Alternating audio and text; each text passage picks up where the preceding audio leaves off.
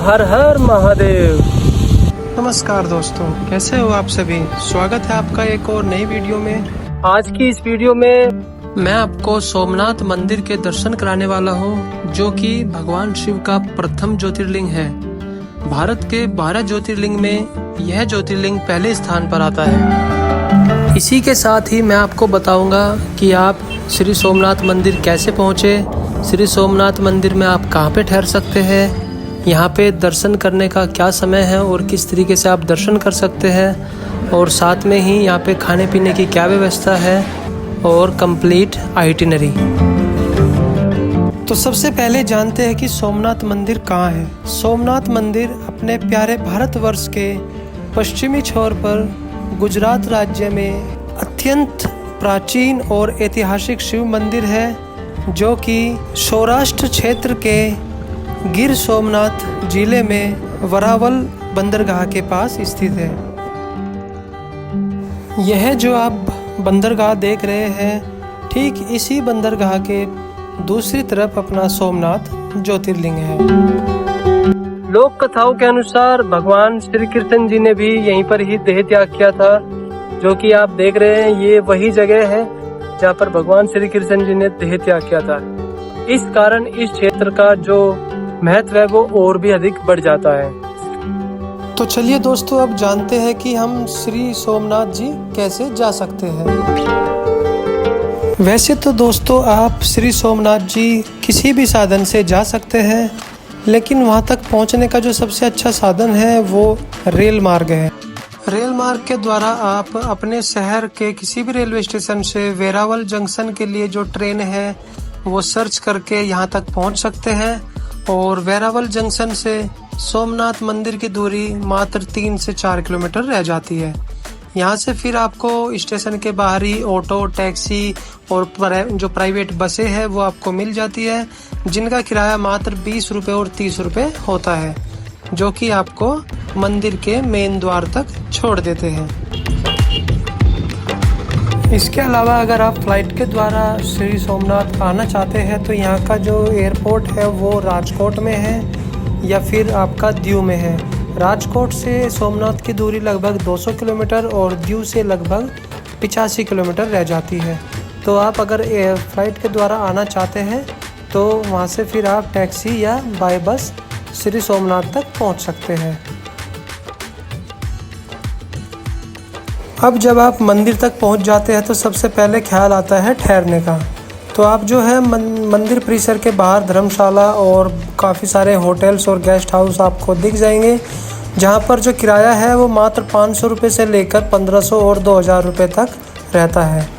मंदिर ट्रस्ट की तरफ से वहां पर बहुत सारे अतिथि गृह हैं, जिनमें कि आपको 1000 रुपये से लेकर 2000 और 3000 रुपये में रूम मिल जाता है, और वहीं पर नॉन एसी डोरमेट्री 150 रुपये और एसी डोरमेट्री 400 रुपये में मिल जाती है। मंदिर में दर्शन के टाइम की तो सुबह 6 बजे से रात के 10 बजे तक मंदिर में दर्शन होते हैं, और जो आरती है वो सुबह 7 बजे, दोपहर को 12 बजे और शाम को 7 बजे होती है। आप यहाँ की आरती में भी शामिल होइएगा, आपको बहुत ज़्यादा सुकून मिलेगा। ये जो मंदिर है ये अपने हिंदू धर्म के उत्थान और पतन के इतिहास का प्रतीक रहा है, और अत्यंत वैभवशाली होने के कारण इतिहास में कई बार इस मंदिर को तोड़ा गया और फिर से इसको पुनर्निर्मित किया गया है। वर्तमान भारत के जो पुनर्निर्माण का आरंभ भारत की स्वतंत्रता के पश्चात हुआ था, जिसमें कि लौह पुरुष सरदार वल्लभ भाई पटेल ने इसका निर्माण कराया था, और 1 दिसंबर 1955 को भारत के प्रथम राष्ट्रपति डॉक्टर राजेंद्र प्रसाद जी ने इस मंदिर को राष्ट्र को समर्पित किया था।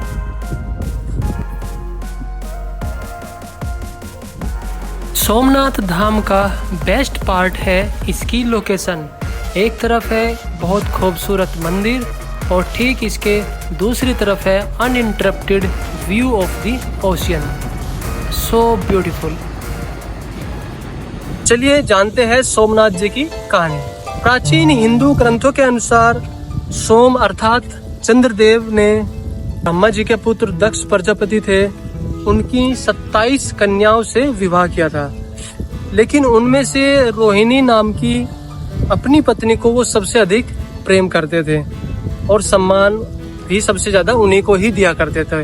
तो इस अन्याय को होता देख क्रोध में आकर राजा जो दक्ष प्रजापति थे, उन्होंने चंद्रदेव को श्राप दे दिया कि अब से हर दिन तुम्हारा जो तेज है, तुम्हारी जो चमक है, वो कम होती रहेगी। श्राप से जो श्राप दिया उन्होंने, उससे विचलित और दुखी होकर सोम यानी कि चंद्रदेव ने भगवान शिव की आराधना शुरू कर दी।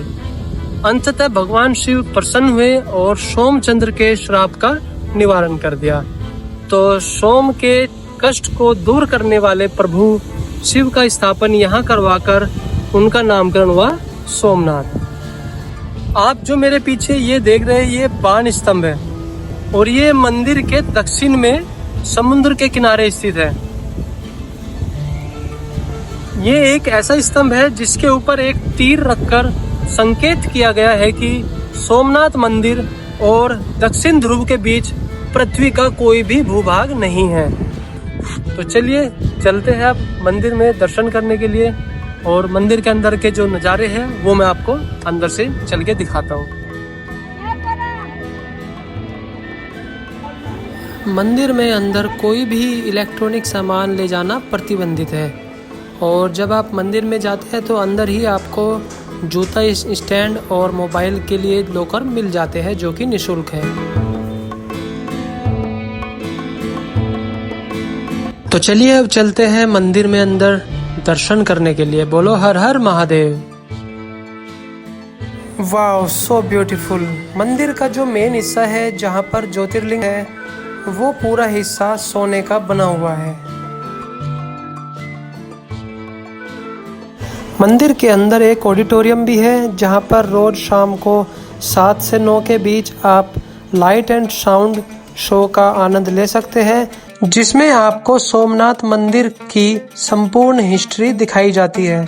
और दिन में आप यहाँ पर बैठकर समुद्र के सुंदर और बेहद शानदार नज़ारे देख सकते हैं। यहाँ की एक और नई अच्छी चीज़ जो कि मुझे लगी वो ओशन व्यू था, जो कि यहाँ पर 1.5 किलोमीटर लंबा एक प्रोमेनाड बनाया गया है, जिसका शुल्क मात्र 5 रुपये होता है। और 5 रुपये का टिकट लेकर आप जो है इस 1.5 किलोमीटर लंबे प्रोमेनाड पर जाकर वहाँ पे जो है साइकिलिंग कर सकते हैं, वॉकिंग कर सकते हैं, और छोटी छोटी शॉप है तो वहाँ से आप कुछ परचेज करके अपने साथ घर लेकर जा सकते हैं। तो कुछ ऐसा है नज़ारा प्रोमेनाड का। और सामने है अपने श्री बजरंगबली जी, और ठीक इसके सामने ही है एक छोटा सा बीच जो कि सोमनाथ का। यहाँ पर आप जो है कैमल राइड ले सकते हैं और बीच पर जो है समुद्र में नहा सकते हैं।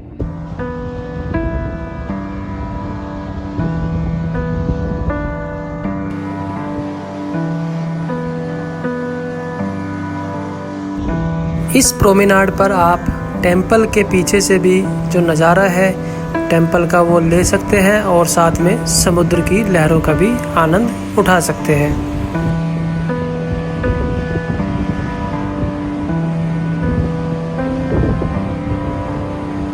यहाँ पर पास में ही है श्री अहिल्याबाई मंदिर, श्री राम मंदिर और त्रिवेणी संगम। यह है श्री राम मंदिर जो कि सोमनाथ मंदिर के बिल्कुल पास ही है, 200 मीटर की दूरी पर।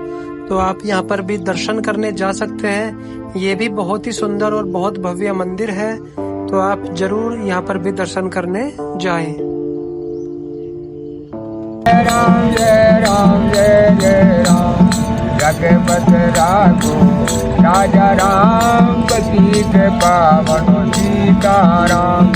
श्री राम मंदिर के बराबर में ही है हिरन, कपिला और सरस्वती नदी का त्रिवेणी महासंगम, जहाँ पर आप स्नान कर सकते हैं। यहाँ पर स्नान करने की भी बड़ी मान्यता है।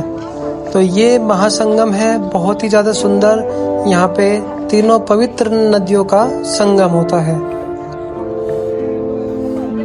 सोमनाथ मंदिर के बाहर ही एक और श्री लक्ष्मी नारायण जी का मंदिर है, तो आप यहाँ पे भी दर्शन कर सकते हैं। अब यहाँ पे भी दर्शन करने के बाद शाम के टाइम सोमनाथ मंदिर जी में आरती का समय होने वाला है, तो शाम को 7 बजे आप आरती में शामिल हो सकते हैं। और शाम के टाइम जो मंदिर का नज़ारा है, जो लाइटें हैं जो आप देख रहे हैं, वो देखने में इतना भव्य और इतना सुंदर लगता है कि मानो बस आज भगवान खुद इस मंदिर में विराजमान हुए हैं। सभी मंदिरों में दर्शन करने के बाद अब मैं बाबा उमाकांत जी महाराज द्वारा जो निःशुल्क भोजन भंडारा है, मैं वहाँ पे खाना खाने के लिए जा रहा हूँ। तो ये कुछ ऐसा है भंडारे के बाहर का कुछ नज़ारा, जो एंट्री द्वार है। ये जो भंडारा चलता है ये बिल्कुल ठीक जहाँ पे पुराना सोमनाथ मंदिर है उसके ठीक सामने ही है। तो यहाँ पे आप भी जब आए तो आप भी यहाँ पे निःशुल्क में भंडारा ग्रहण कर सकते हैं। यहाँ पे दोपहर के टाइम और शाम के टाइम दोनों टाइम आपको यहाँ पे भंडारा चलेगा और चलता रहता है, तो आप यहाँ पे कभी भी आकर खा सकते हैं। अब मैंने डिनर कर लिया है, तो अब बिल्कुल ठीक सामने भंडारे के ये श्री सोमनाथ जी का जो पुराना मंदिर है आप देख रहे हैं, ये ठीक सामने है श्री सोमनाथ जी का पुराना मंदिर। तो अब मैं यहाँ पे दर्शन करने के लिए जा रहा हूँ। तो बोलो जय श्री सोमनाथ। मंदिर प्रांगण में आपको देवी अहिल्याबाई जी की यह प्रतिमा मिल जाएगी, क्योंकि देवी अहिल्याबाई जी ने ही इस पुराने जो सोमनाथ मंदिर है इसका निर्माण कराया था। तो चलिए अब श्री सोमनाथ जी के जो पुराने मंदिर है उसमें दर्शन करने के लिए चलते हैं। तो कुछ ऐसा है नज़ारा, सामने माँ पार्वती जी की तस्वीर है और बीच में श्री सोमनाथ ज्योतिर्लिंग का पुराना मंदिर का जो ज्योतिर्लिंग है वो यहाँ पे विराजमान है। तो आप भी दर्शन कर लीजिए श्री सोमनाथ जी के। तो बोलो हर हर महादेव।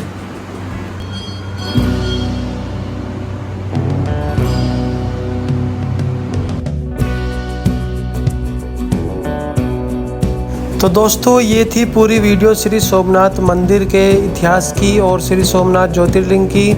तो अगर आपको मेरी ये वीडियो पसंद आई है तो प्लीज़ वीडियो को लाइक कीजिए, शेयर कीजिए और चैनल को सब्सक्राइब करना ना भूलें। और बोलो हर हर महादेव, जय सोमनाथ। और कमेंट बॉक्स में हर हर महादेव जय सोमनाथ लिखना भी ना भूलें।